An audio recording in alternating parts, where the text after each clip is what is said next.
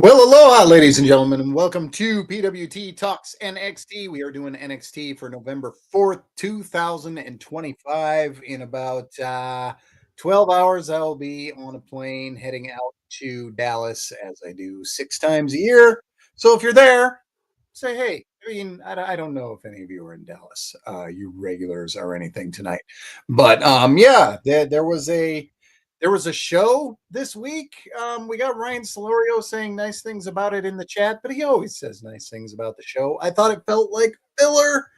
I really thought it felt like filler. And maybe I'll find something that I like about it more as we get into things. I mean, I certainly like the fact that Thea Hale is again. Say her name and she appears. What a Do lucky you, do you break. have any do you have any idea how upset I am that I don't have that music to play right now?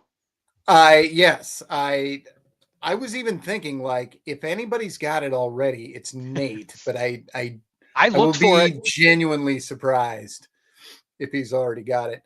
But yeah, how handy that they still have the theme song singer on hand. What with it being Joe Hendry himself, so easy to get Joe to sing that, and kind of, Thea Hale fits from a standpoint, I believe, in Thea Hale, but it would have sounded kind of clunky, so they went with Thea, which sounds a little less clunky, I suppose. But it doesn't matter. She's there. She's wearing Joe Hendry's thing. Her character has been defined by wearing other people's gear. She wore Chase U's Yeah. gear, then she wore JC Jane's gear, and now she's wearing Joe Hendry's gear. That's her thing. She's a follower. That's too bad because I really like her, but that is kind of her thing. She did the Hendry pose. The end of this show, like most weeks, NXT ended with a feud over the AAA Mixed Tag Team Championship. This show has so many championships, and now that they've got AAA and TNA, there are just an absolutely staggering number of championships that can be Mm-hmm. wrestled on this show.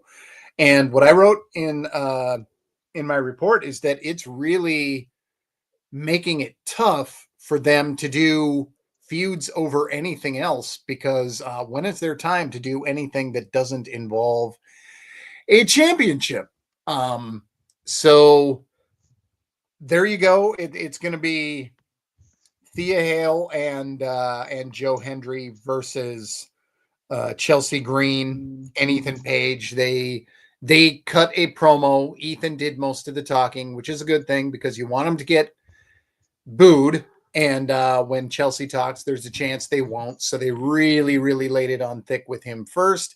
You knew somebody was in the giant fake cake, but when they all pointed, like walked at it, kind of like faced it, it made it clear that it was not going to be Joe Hendry. I want to know, was there something in the ring where she crawled up underneath, or how did this happen?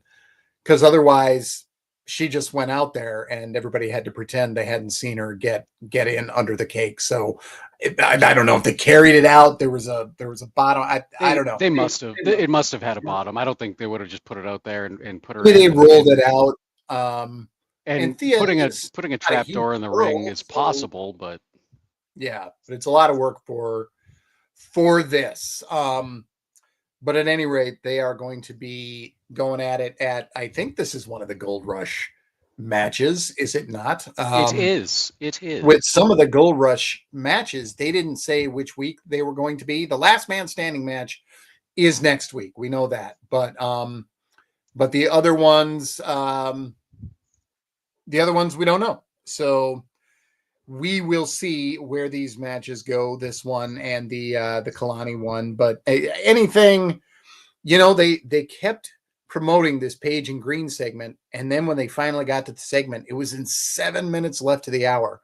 So this was very brief compared to most of our main event segments, but they didn't have a main event match really. So they had 3 minutes, the three matches over 10 minutes, but nothing you would think they'd put on the end of a show. So this was your de facto main event segment. So Nate, what do you think about the fact that that we live in a timeline where the main event of NXT can be a feud between white people for the AAA Mixed Tag Team Championship? I didn't quite think of it like that, but I was thinking about it in the fact that these are not AAA signed talents. I mean, I guess it's all under one umbrella, so I guess in a way they are, but um, yeah, I don't know. I mean, it's just kind of like watching the TNA Knockouts title being defended between two NXT women earlier in the night. WWE is going to WWE and insert themselves in everything. I mean, in some ways, I think it might be for the better. In some ways, it's for the worse. And for the better, because I think some of these things, TNA, AAA, they're getting more eyeballs on the product because of this the partnership with TNA and obviously the acquisition of AAA. But I I don't know. I mean, if I was a hardcore TNA fan or if I was a hardcore AAA fan, I don't know how I'd feel about all these WWE talents coming in and winning these titles. I kind of hope there's a bit of a storyline around that. And they did kind of with the Trick Williams storyline and Mike Santana and all of that. But and they're telling that a little bit with the former Zia Lee, because I can never remember what her name is in TNA, and Kalani Jordan, Ling Lei Yang. Ying Lee. Yeah, Lei thank you. Ying Lei Lee. Ying Lee. All right. So Lei Ying Lee. They're telling that a little bit there, but I don't know. Especially now with we've got Dominic holding the AAA championship. We've got Ethan Page and Chelsea with the mixed tag titles.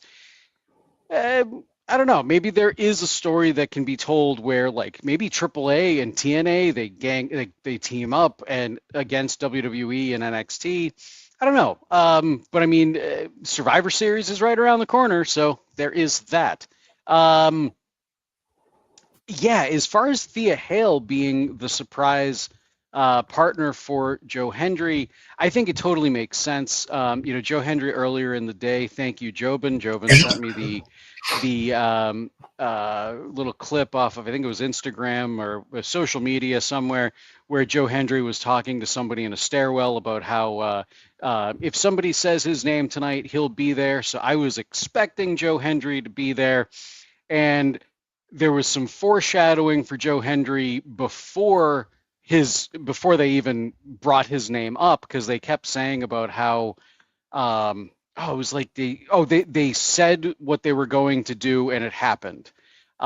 Which was they said they were going to win the mixed tag titles and it happened. And I'm like, ooh, just like if you say his name, he appears, and the next thing out of Chelsea's mouth is Joe. And Ethan hushes her and whatever. So I had a feeling it was going to be Joe Hendry coming out as after that. But Thea Hale, it's funny because even though we saw her in that segment with Joe, was it last week or the week before, I forget, where she where Joe was in the trash can and Thea wheeled him off. I wasn't thinking Thea Hale in the moment. But once that music hit, say her name and she appears, I believe in Thea, I was so pumped about it. I love Thea Hale. I think this is a great spot for her. She's a comedic talent, and she's a great talent at that. I mean, in-ring performer, still super, super young. I think she's, 22? So she's got so much time to evolve and grow and whatnot. I think the partnership between these two really work. I don't know if it's going to be as good as Ethan and Chelsea for that matter, but I do think that Thea makes a great partner, at least on paper anyway, for Joe Hendry. I think she has that charismatic craziness, I guess, for lack of a better term, where I think it kind of will complement just the kind of zaniness of the Joe Hendry character. Joe can still be taken seriously in some some cases, and other cases, it's kind of a ha-ha moment. But Thea, with the exception of that brief time where we thought she she had a shot at winning the title, and she had a couple, one or two title shots. Um, she's kind of been, mid card, lower mid card. So it's really cool to see her kind of again evolve into this spot where she is in the main event segment here, getting some TV time. Not to mention the fact that that Joe Hendry theme song is so popular. It's gotten over. It's on the chart. It was on the charts in the UK. Oh God, I can't think of his name, but there's a UK recording artist, and I saw a video just scrolling YouTube Shorts mindlessly, like probably the rest of us, YouTube Shorts, TikToks, Reel, whatever. Um, and Louis Capaldi, that's who it was, and even said like, I want to meet Joe Hendry. I want to team up with Joe Hendry and do some music and stuff. So Joe, call me. And I'm like, that's friggin' cool. Like this big mainstream recording artist. And now Thea Hale has her version of that song. Now, granted, I don't think she's going to keep it for much longer than this feud, but still, she has that feather in her cap as I think the only other person to have a parody of the Joe Hendry theme song, as far as I'm aware, anyway. So yeah, I'm thumbs up for this. I think this is going to be a great match once it does happen. All four people in the match, Chelsea, Ethan, Thea, and Joe, are again amazing talents. So hopefully that'll translate in the ring, and they have some great chemistry together, the four of them. My question, because I didn't watch that match where the AAA show where Ethan and Chelsea won the titles, and I can't remember, and I didn't think to look it up before this. Do they defend the mixed tag titles in an intergender style match or a WWE style mixed tag match? Considering it's going to be on WWE TV, I'm I'm going to assume I'm a assuming it's WWE going to. style Well, that's what I match. was going to assume for on WWE, but I'm not sure if the mixed tag titles are usually defended that way or if it's like in TNA where there is intergender wrestling. So I'm not 100% sure. There's Um, barely enough time to watch all of WWE and New Japan's content. I don't know where I'd fit yeah, everything else. so it's going to be interesting to see how that, I'm assuming that it's going to be a traditional WWE mixed tag match. But if it is, then that kind of goes back to my original point. If I was like a hardcore AAA fan, would I want to see these titles defended in a different way simply because they're on a different brand? So I don't know. I don't know the answer to that because, like I said, I'm not sure how they're normally defended off the top of my head. But that was certainly something that I was thinking about. So there we go. There indeed. And somebody, I think Goodfella, said Chelsea has a new contract. Good for her. She's hilarious and does anything. New contract for Chelsea. Loobity doo. Okay, that's great. Yeah, I mean, I guess she's kind of funny. um, she does do anything. I wish she did any of those things as well. Guys, it's okay. She's over with But everybody she's but Kelly. It's okay. oh God, no, she's just not that good. Like she's over with me. She's just not good in the ring. Or even like acceptable in the ring. It's really, really quite bad. But they keep her out of like main event storyline. Like they've used her so well for quite a while now. Like they've put her in these spots where you can have comedic storylines and things like that. So I don't. It's so weird to me that they found like this way to use this person I didn't want to see at all. Again, with Ryan with the Kelly don't like fun. LOL. I love fun. That's why I don't like her wrestling. Because I want to see good wrestling. I like the other stuff she does. Keep She is poking them, funny. guys. Keep But poking when them. she's like super heel like this, then you kind of deaden like they take the humor out of her in order to promote this match.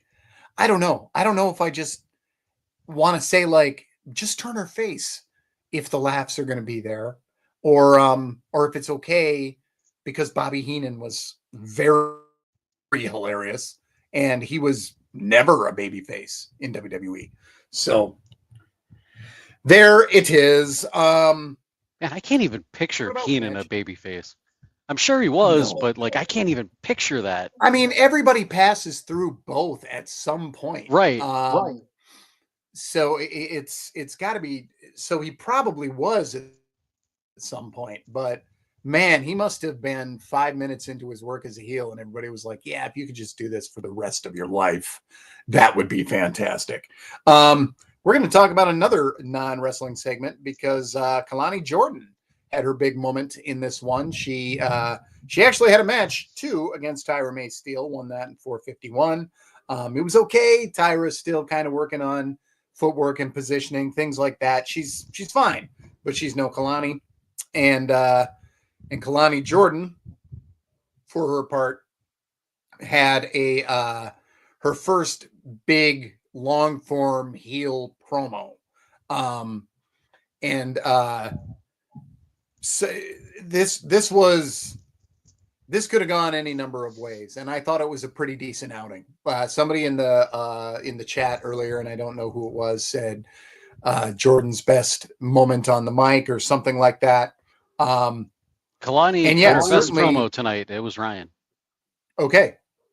And yeah, this is her sink or swim moment as a heel. So she's got the look. She scowled the whole time. We didn't get any of Lonnie's winning smile.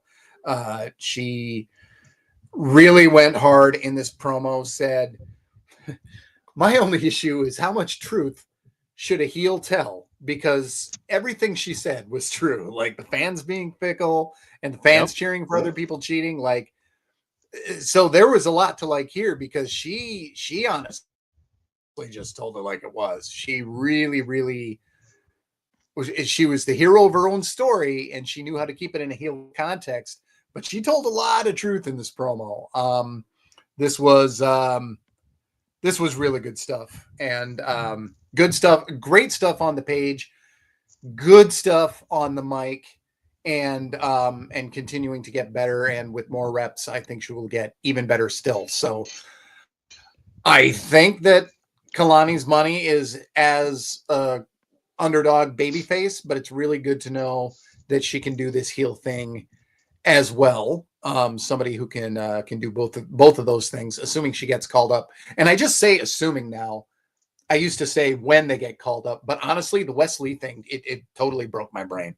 I got to think if you're in NXT and you see Wes Lee flame out and get released, it's got to be demoralizing to people there. Like, what the hell do I have to do to get called up if you're not calling up this guy? I think about this on like a daily basis, not just on podcast day. I get just flabbergasted by that one. So just wanted to, I knew I was going to talk about that, and here I am. So anyway, Kalani Jordan, her big moment, Nate.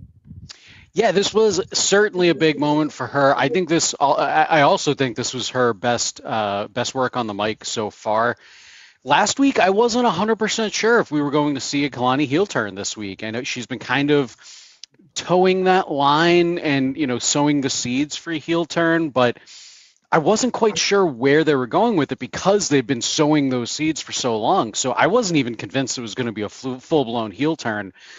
Again, we've said it before in the show, and I'll say it again. I love it when they prove me wrong because they did tonight with Kalani. I think she's going to be a fantastic heel, especially because of this promo tonight.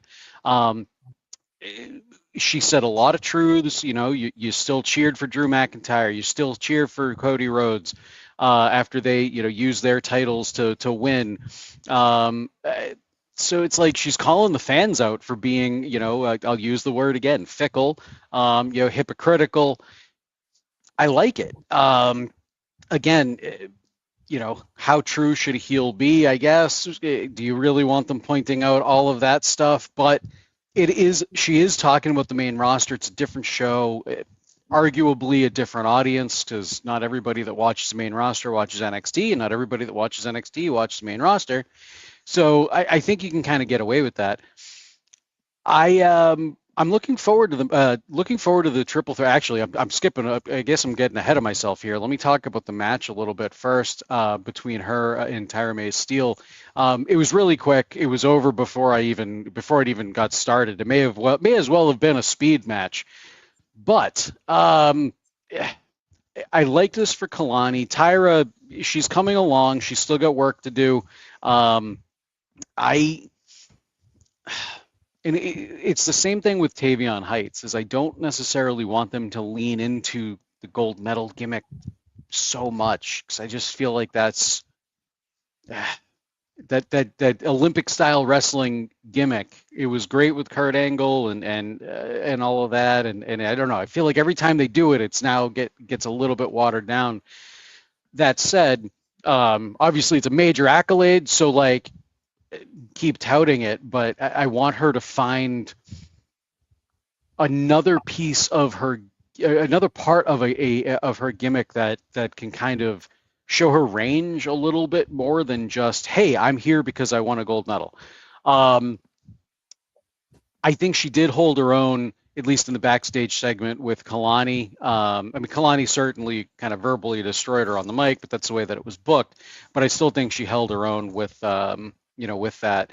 The post-match segment with Santino, again, I love Santino. Jordan Grace.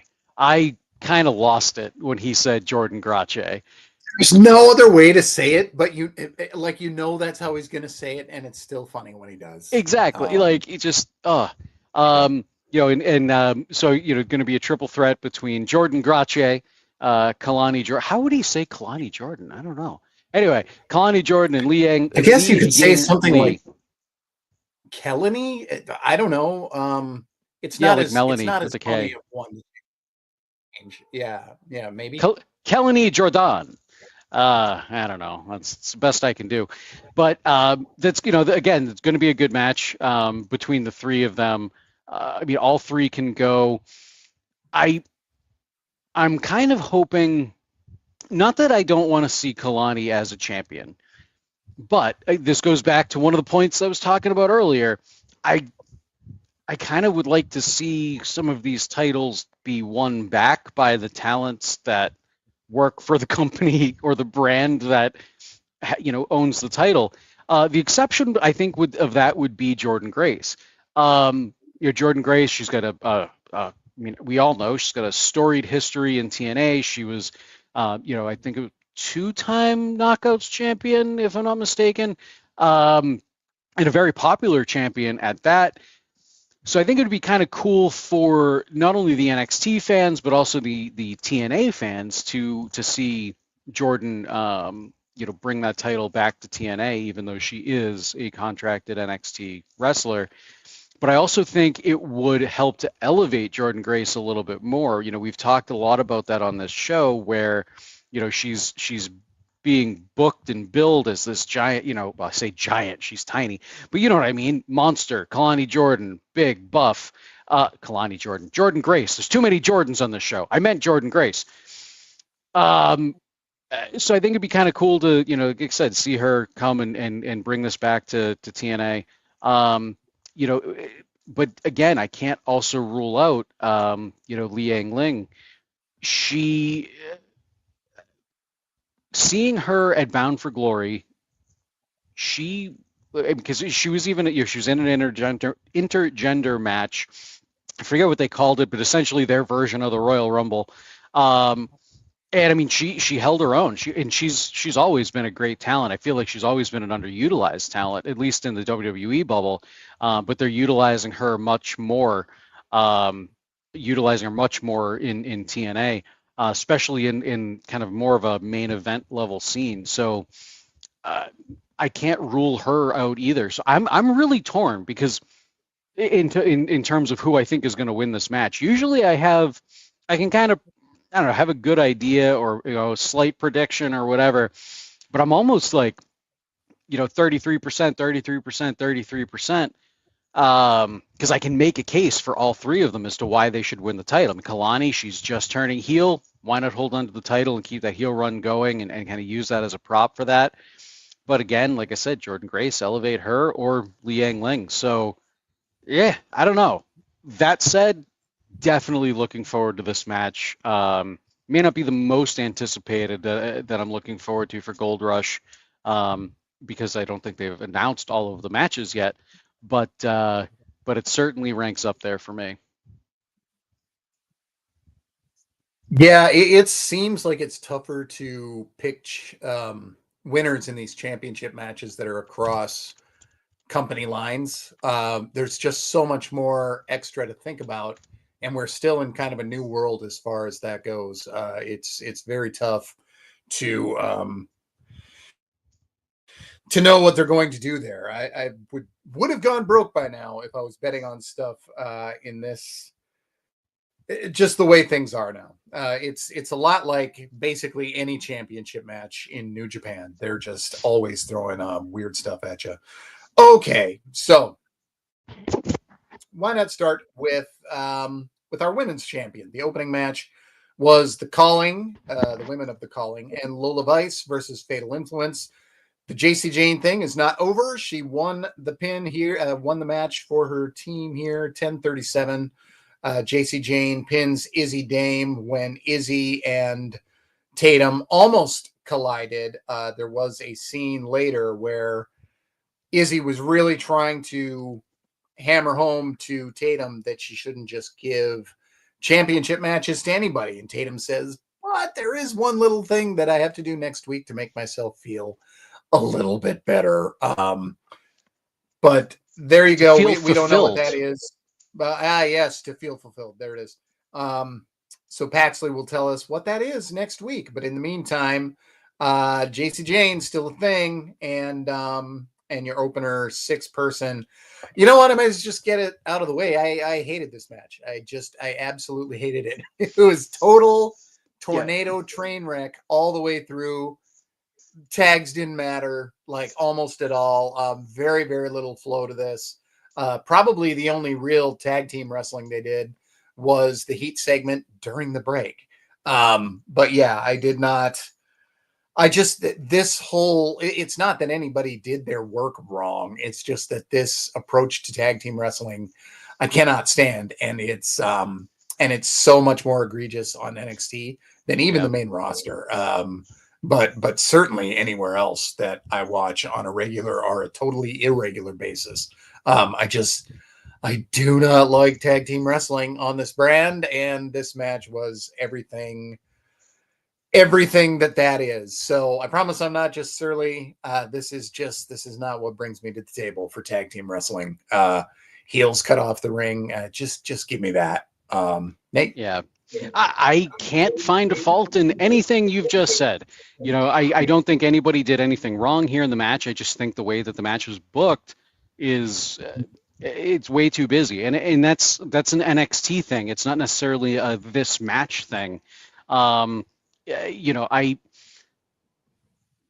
hold the tag rope, like only one save per team, all of the tag team rules that have been established over the years, even though they don't really talk about them too often unless it's like mandate or something. The infamously Vince at one point, granted Vince is no longer with the company, but infamously he went on this like tag rope kick for a little while and was yelling at everybody that wasn't holding the tag rope. And they would call it out on commentary. I don't know. I'm not a big fan of the match. I like the kind of the post match angle where the Culling is talking to Izzy, or not Izzy, to Tatum rather, about not giving out title shots and all of that, and Tatum kind of like, you know what, you're right, but first, and then runs off. I gotta be fulfilled. I think it's going to help to build that tension between everybody in the Culling, and eventually lead to that Tatum and Izzy match and feud that I think is going to be coming down the line. Izzy taking the pin here, I think makes the most sense. I guess maybe it could have been could have could have been Lola Vice, but I feel like Lola loses a lot in NXT. And she's just coming off of, AAA and all of that. So yeah, I think Izzy probably makes the most sense to take the pin. Um, yeah, I don't have too much more to say about that. So I won't. Yeah, Lola seems like after a really hard sell on her that she lost, and now she's kind of in no woman's land again. I think she's I don't want to use the term bulletproof because I don't think she's bulletproof, but I think she's over enough with not only the NXT audience, but clearly the AAA audience. If you watch anything with her in AAA, I mean she's very over down there. Um, where so it's like I think she can eat some of these losses and still be fine. But I mean, how many losses can she eat before that's not the case anymore?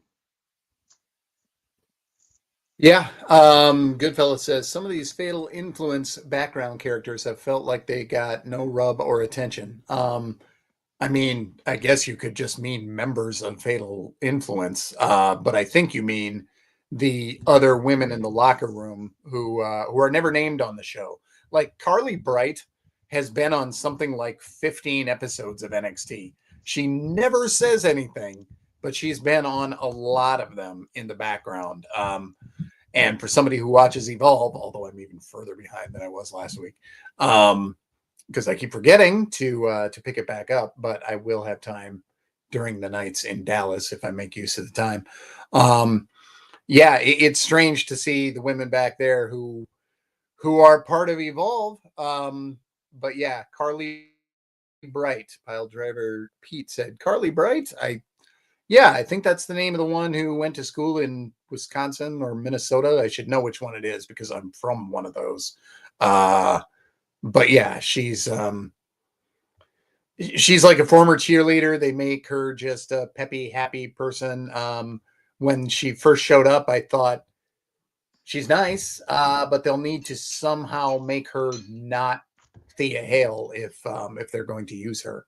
So, oh well. Goodfella says maybe I mean her specifically. LOL. You probably do because she is in a lot of women are in some of these scenes. Carly's in all of them. She's just always in these scenes. Okay, so where's my pen? I think my cat's laying on it. Okay, let's go to something else. Why not Zarya versus Ren Sinclair? 2 minutes and 30 seconds. Zarya wins. And next week she faces either one woman or a different one. It is either the winner of LFG season 2 or who else did they put in this tournament, Nate? I didn't write it down because I was so sure I remember Yeah, it. Yeah. I don't remember either. I'll look it up. Well, it doesn't matter. Zarya's going to win the tournament. She's going to win. Oh, Yeah. no, she's going to win. She's Oh, going it's to lose. Fallon Henley versus Skylar, Right. Skylar, whatever her name is. Skylar Ray. Yeah. So, yeah, at some point, Sol Ruka is going to cost Zarya. I mean, that heel turn's coming, crazy as it is. But yeah, what I'm trying to dance around here, it's still just the speed championship. A championship there doesn't need to be, but at least it's going to have the Sol Ruka heel turn, which I can't believe they're doing, but it seems like they're doing it. So I'll be very interested to see how somebody who comes off so obviously babyface, it'll be, and somebody who sometimes just forgets where she is because she just cheers along. This is awesome when she's at ringside, and it's like, you can't do that. It just totally forgets what she's doing. As a heel, that would be a much bigger problem, I feel like. So, Pile Driver Pete says the sinful surfer. All right, Ooh. so WWE, you're going to have to pay Pete for that one. You know what? I'll take the 10% finder's fee as being one of the hosts of the show. Wait, that mean I get that's 10% too? I don't. You're gonna have to take that up with Pete. So, all right. We'll take it offline, Pete. We'll take it offline. There you go. Goodfella says, tonight might have been my favorite Zarya match. Was 2.5 minutes. LOL. I mean, as a monster, that maybe is the kind of match she should mostly be having. But I guess we got what we got. So this will also, the finals will also be on one of the Gold Rush shows. So I don't know. If they want all the championships on these shows, it's going to have to be a lot more than 2 weeks. I think you're going to need like a full season of shows if every championship's going to be on the line, because they got just that many of them. Anything on the speed match, Nate? No, I mean, it was an okay match. Coming into it, you knew who was going to win. You knew it was going to be Zarya. Ren Sinclair, she's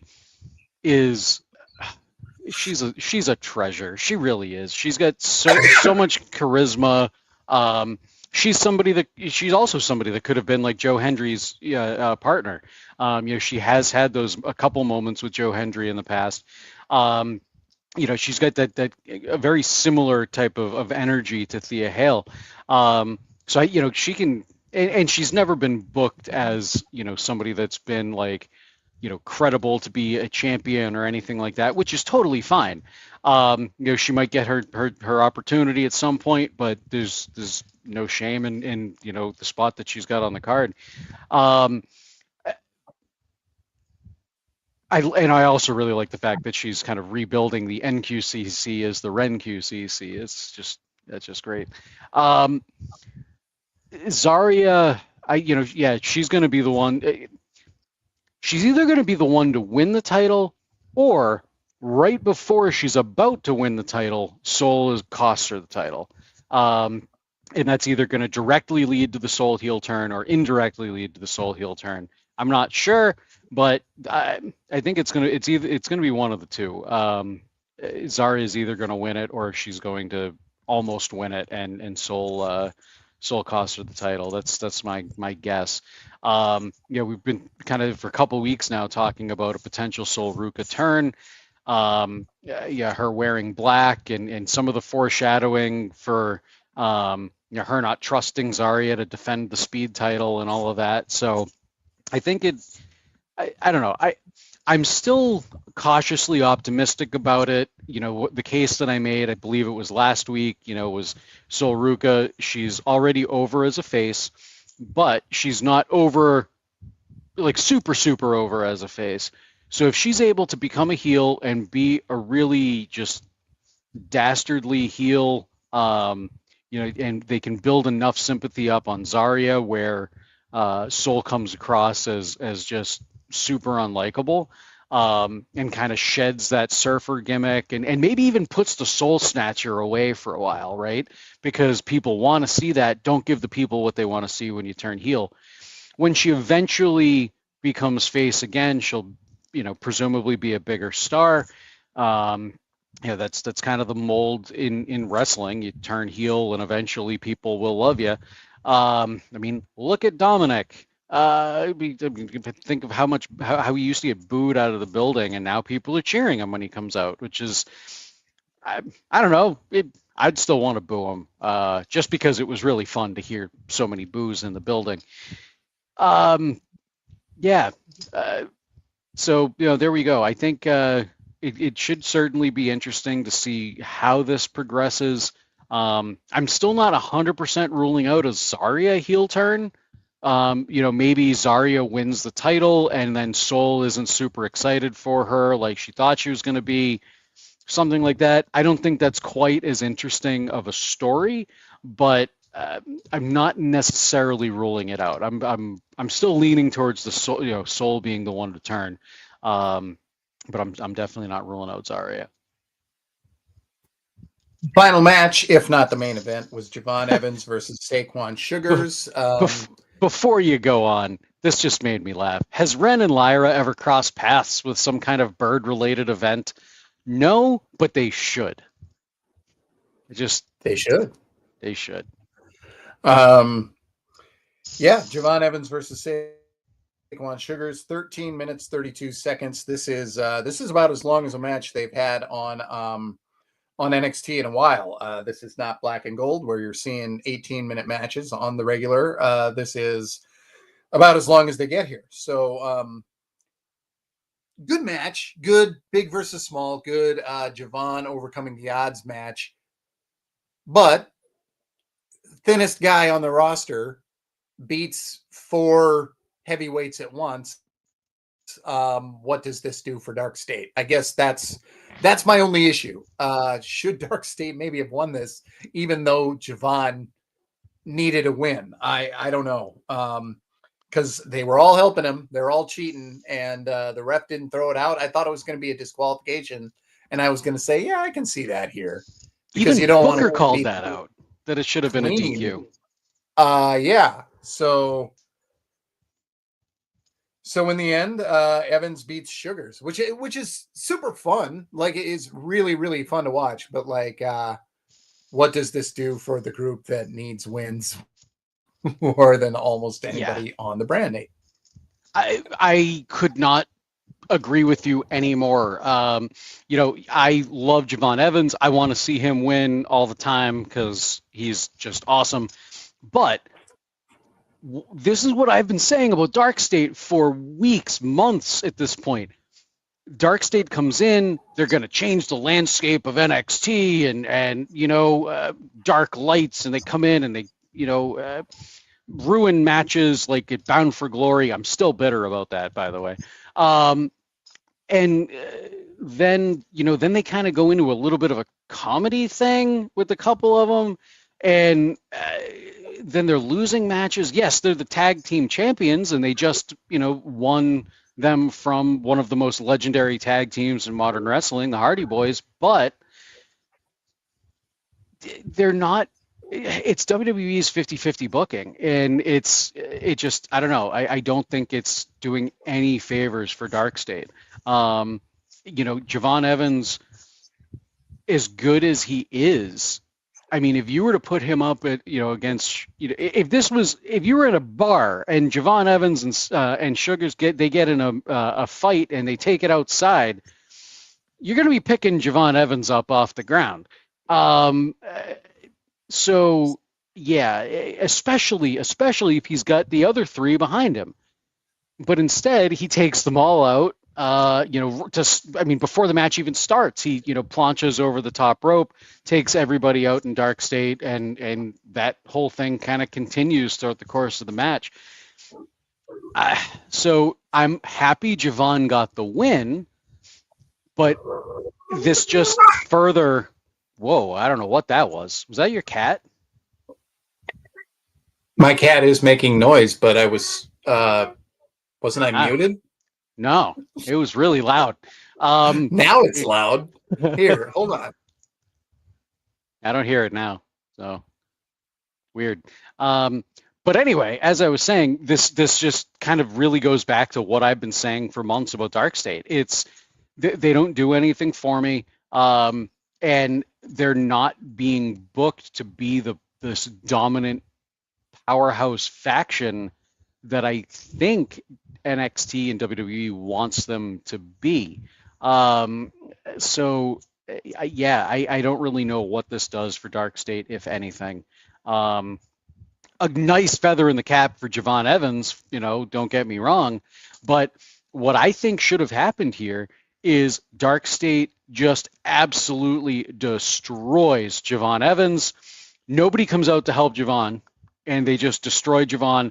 But commentary talks about Leon Slater, and which they did. They talked about Leon Slater and how he's gone away to take care of the X division and defend his title and all of that. But then you keep Javon off TV for a little bit, until Leon Slater can come back, and then when the time is right, maybe after a very dominant Dark State win or something like that, Leon and Javon come out, and then they take out all 4 members of Dark State. Sure, it's probably still not believable that 2 guys like Javon and Leon, with the size that they are, could take out all 4 members of Dark State, but it's a little bit more believable 2-on-4 than it was 1-on-4. I don't know. They might tell us a great story next week, and that'll make this make sense and all of that, but in the meantime, again, it does great things for Javon, but this just kind of further, I hate to use the term buried because it's just so cliche, but I feel like it is kind of further burying Dark State down the card a little bit, even though they are the champions, the tag team champions right now. Yeah, you can't have them win every match, but they also want the guys to be out there every time. So it seems like a pack of dogs. But if they're out there every time, then losing it all is a problem. It's a problem with no obvious solution. Okay. There was actually one thing that I wanted to touch on. Ryan asked if we saw the Dom and Ray promo from last night. not yet. So I did not watch Raw last night. I kind of honestly forgot it was on, and I found a game. I started playing this game and lost track of time. But I did end up seeing some highlights from that promo, and I thought it was great. Dominic saying he's the greatest luchador of all time. Rey Mysterio comes out and, hey, you think you're better than like Blue Demon and El Santo and Eddie Guerrero, and, keep my father's name out of your mouth. It was great. I think this is going to build, obviously, to a good match between the two of them down the line. I'd love to see it for the AAA Mega Championship, but, we'll see if it is for the Intercontinental Championship or if it's just a blood match. We'll see. Anyway, back to NXT. You can email us at PWTorch NXT. Is that right? PWTorch NXT at gmail.com. NXT at gmail.com. I'll even put it up on the screen. I've only said it hundreds of times, folks. And Kevin Catani did that. Greetings and salutations, gents. I hope this email finds you well. I will dedicate this week's email to my appreciation of the greatest Canadian mixed tag team this side of the Mississippi, Chelsea and Ethan. In addition to them being complete compliments for each other, I think the act has some real legs. My main question is, could this pairing be Ethan Page's conduit to the main roster? Yes. Or is this just Chelsea visiting NXT for a bit? Thanks as always. Go VIP and listen to 8YB. Office hours are now over. The Professor, Kevin P. Catani, PhD. Ooh, I'm going to say no. I'm going to say yes, and I'll tell you why. Chelsea Green just did an interview. She said that she is politicking super, super hard to get him up onto the main roster because of the chemistry that the two of them have as a tag team. Okay. So I'm going to say yes. I'm going to say this is going to lead to Ethan Page. Maybe not necessarily lead to his immediate call up, but I think once they hit the main roster, once he hits the main roster, they are going to be a pair. I'd be very surprised if they're not. Well, then I guess I will be the voice of perhaps the company and why they are maybe balking. I think that the weird dynamic of him being a hated heel and her being a beloved heel is probably potential for them to say that might be a little confusing for the average fan on the main roster. I can see why they would hesitate, just because of the very, very different reactions that they get and the very different worlds they live in. Like, he is deadly serious, cruel, mean, and she's silly, whimsical, but I think evil. I think that's why it works, though. But goofy evil. And maybe it is, and maybe I'm overthinking it. Maybe that's why it works. But when it breaks up, are both of them better than what they were before, or do they have trouble because of where they were before? Pile Driver says maybe trying to use Ethan to get heat on Green, and that for me would be the one thing where it's like that can work, because Ethan Page, as we've seen, he can get anybody booed, because Chelsea was not, and she probably got a good response for her entrance. I can't remember, but when Ethan did all the talking before her, and then she kept it in that heel context, she did not get the immediate cheers like she always does. This kind of was a good night for her insofar as staying heel. So yeah, I didn't know about her politicking to get him to the main roster. I mean, besides the fact his clock's ticking. He Yeah. doesn't look it, but he's 40, and Wow, I didn't realize that. he's either 40 or is very close to 40. But yeah, he's not a spring chicken if you're going to make hay with him. He's The 30. sun's He's shining. younger. He's younger than me. He's 36, but still, he's getting there. Oh, okay. 36 is okay. That's a really big difference in wrestling years. 36 and 40. So that's good.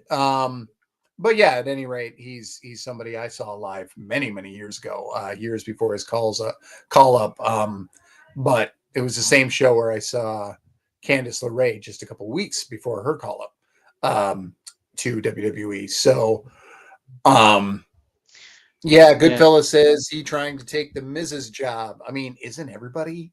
That is like to be the talker who doesn't have to take a crazy amount of bumps. That's kind of the dream, to be able to go out there, heel on the crowd, get hit a little bit, and then your heat's intact because you can talk yourself back into it. That's kind of the dream. So everybody, What? we've talked about the next Miz for a long time on this show, and of all the people that I've covered, the one that fits the bill most is Grayson Waller, and Grayson Waller is Yeah. doing that. So like of all the guys I've ever covered, he's the one that I was most sure could be next Miz. But Miz is kind of he's just kind of on an island in what he's been and for how long he's been it in wrestling. So One thing that really blows my mind about Ethan Page and Chelsea Green is that before the first time they got put together on NXT, they had never met. Their paths had crossed once or twice, I think she said, but it's not like they were friends. It's not like they really like the company put them together and they were like, holy crap, we have something here. I know, Jobin, I know you're listening, so correct me if I'm wrong, but the Heatwave match, both Jobin and I were in the building for Heatwave. I think Chelsea and Ethan got the biggest pops of the night, if not the second biggest pops of the night. So I don't know. I really do. I think they have something with Chelsea and Ethan. I think they're a great pairing. You do have a point. Once they do inevitably split up, are they going to be better off than they are now? I don't know, but at least for now, I think they're super entertaining. And I'd be a huge proponent to see him up on the main roster and the two of them kind of doing this. I'm gonna call it a heel act because it's a heel act, but obviously you've got that caveat of Chelsea getting the cheers and whatnot. But I don't know. I think this works. I think this really works. wrestling is so immediate that maybe they don't care what happens after that because it's like if you're just trying to stay over right now for as long as you can, because being over at all for any amount of time is very hard. All right, there was one other match, El Grande Americano with Los Americanos defeating Josh Briggs in 10:52. I do not get the Americano act being a face act. I don't get it at all. It's mildly humorous. The whole thing is so weird to me. And then Vic playing along like you can't tear a luchador's mask off. I don't know if this is great or if I absolutely hate it. I think it's both. But I'm right there with you. yeah, I don't know. But anyway, it's weird seeing Kaiser wrestle like this when he's so smooth as Ludwig Kaiser, but either because of the mask or because of the different move set, it's a little bit tougher for him to pull off El Grande Americano because he's doing lucha things, and great big giant rangy guys like Ludwig Kaiser aren't supposed to be doing lucha things, but he is. But at any rate, he beats Josh Briggs. Jasper Troy and Tavion Heights were hanging around in the background of this, much like my cat is in the background of most of this podcast. So there you go, Americano over Briggs. Yeah, so I'm as far as like Americano being a heel or a face character blows my mind. Like especially down in AAA, the Gulf of America and all of that, and just the political climate right now blows my mind that he is a face, especially down in AAA. In WWE, granted, it's been a couple weeks since I've actually watched a main roster show, but uh, so I'm not sure if he's getting more of a face reaction than not. But and then in WWE he's been a heel. I was kind of expecting to see more of a heel El Grande Americano down here in NXT because we knew he was coming to defend the Speed title, so we knew it was going to happen.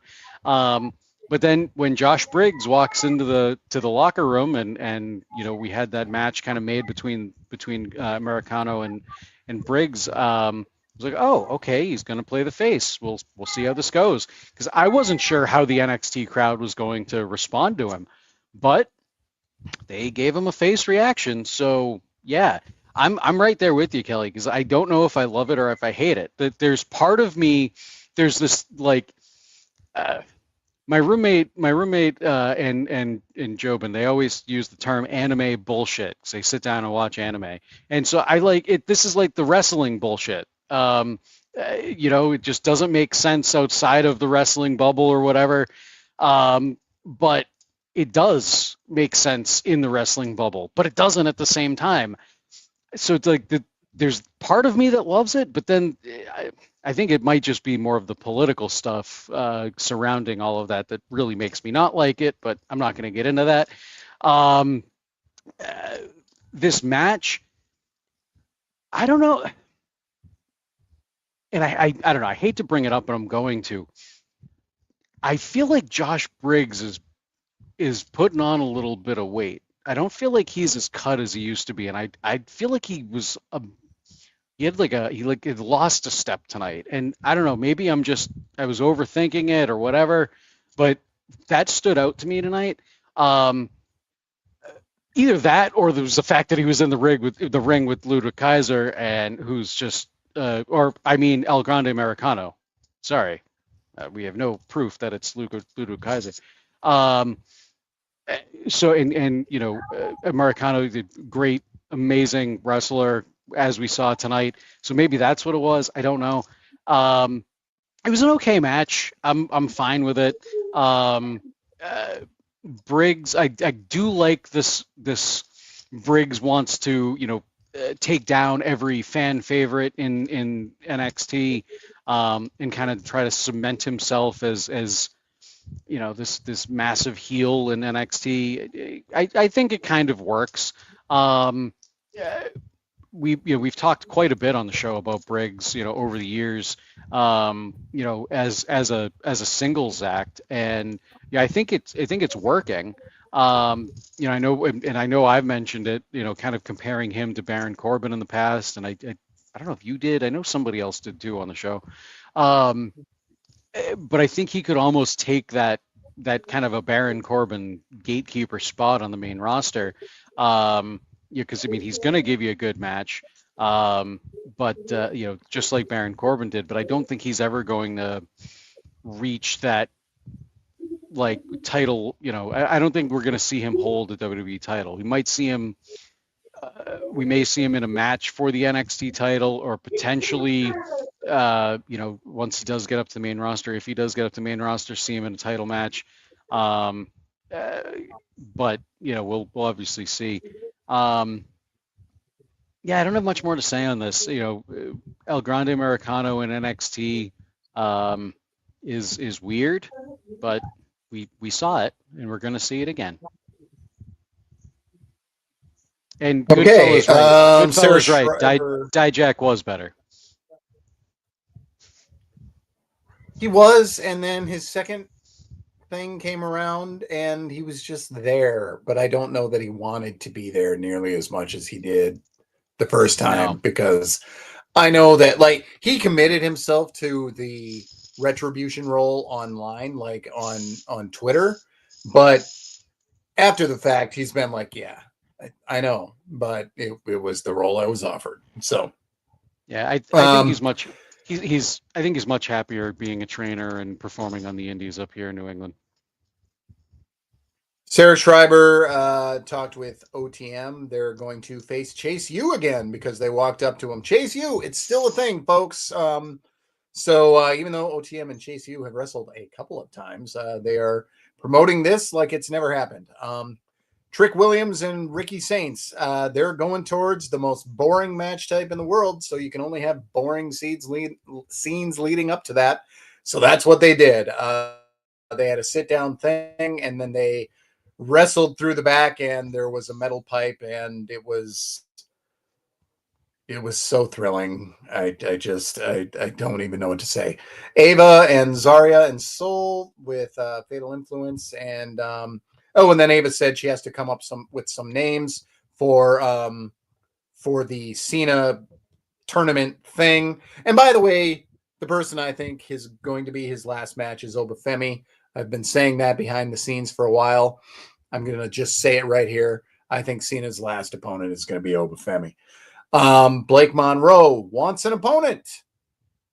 Cool. And Lei Yingli did a thing. So I guess Trick and Ricky, Blake Monroe. Oh, and at some point Miles Bourne was on this and he said something like, I want to have what's left. But I was writing about the previous segment and I was like, I'll get the gist of the segment. And then the segment was over before I was done writing about the other That's things. basically the gist of the segment. He's just I know you're going to face Trick, but I leave a piece for me, I think is what he said, and kind of walked on. Oh, okay. So there really wasn't more to it. I didn't know who he was talking about. He was talking to Ricky about Trick. Okay, sounds good. I'm glad I didn't fake it on the recap then, because I would have guessed wrong. There have been times I was like, I know who this probably was in this scene, but I would have been wrong. So didn't do anything. So on their segment or any other, I mean, take it away. So as far as the Tricky segment goes with Trick and Ricky, I'm kind of with you. Like last week, I think it was last week where we closed the show with Ricky and Trick. And Ricky cut that it was a really impassioned promo during that. I think it was last week, the sit down they had in the ring for the contract signing. I think that's what it was. But he cut that really impassioned promo, and I was really high on the promo, but not necessarily high on the segment because it was just a traditional contract signing where somebody goes to the table at the end. And I kind of felt like that's what this was too. Is you had that backstage sit down, and Vic Joseph did the interview from the commentary booth. You had Trick on one side, basically just like Kelly and I. If you're watching us on YouTube, you see me on one side of the screen, you see Kelly on the other side of the screen. Same thing with Trick and Ricky. And then but because they're both in the same building, they get up and find each other backstage, and then a metal pipe was introduced and Ricky's lying on the floor and we need medical once again for our NXT champion. I mean, how many weeks now has it been that Ricky's gotten attacked and now we medical? I don't know. I don't feel like it makes him look like a really strong, credible champion. That said, it definitely does, put a little bit more heat on Trick. But I don't know. I don't know how this, because this is we go through times in NXT where the NXT championship, the men's NXT championship, just feels so mid-card, I guess is the best way to put it. And that's kind of how I feel about this. And I hate saying that because I love Trick, I love Ricky, but something about this is not really working for me. And I don't know, I say it all the time. I can't quite put my finger on what that something is, but something about this isn't necessarily working for me. It might even have something to do with the fact that Ricky keeps just getting beaten down. And I know that it's how you get sympathy on the baby face. You get heel on the heat on the heel. Like I know that's how it works. Wrestling, I guess 101 or whatever, but. I think it just happens so many times. Ricky doesn't seem like he could really hold his own against Trick, and maybe that's what they're going for. But that Ricky's going to wind up coming out victorious, or at least retaining his title here, because you never know. There could be a DQ finish or whatever. This does seem like it feels like Trick Williams' swan song in NXT. They're even talking about it on commentary, how this is the last time the two of these guys will face each other in this last man standing match. Maybe they said it just because of the branding of the last man standing, so it's the last match. I don't know, but still, usually WWE is pretty particular with the way they word things. So yeah, I don't know. We've been talking, I feel like, for 2 years now about Trick going up to the main roster, but I mean, what does he have left to do in NXT? I feel like the longer he stays in NXT, it's just going to define him down more and more. I'd like to see him, maybe debut at the Rumble or something along those lines. But maybe either with or against Carmelo, for his first feud or something, because I think the two of them would be able to not only get the crowd behind them, whether or not they're against each other or as a team, but then there's just all that history in NXT that they can fall back on. WWE doesn't always do that on the main roster and kind of call back to NXT. However, they have been doing that more and more in the Triple H era, so we'll see. Yeah, and the other segments, there's a couple of the segments we talked about, like some of the women's segments, kind of mentioned briefly already. So yeah, I think that does it for me. Well, that is a good thing because I'm very tired and I have to finish packing for Dallas. And I got to be up early to go back to jury duty.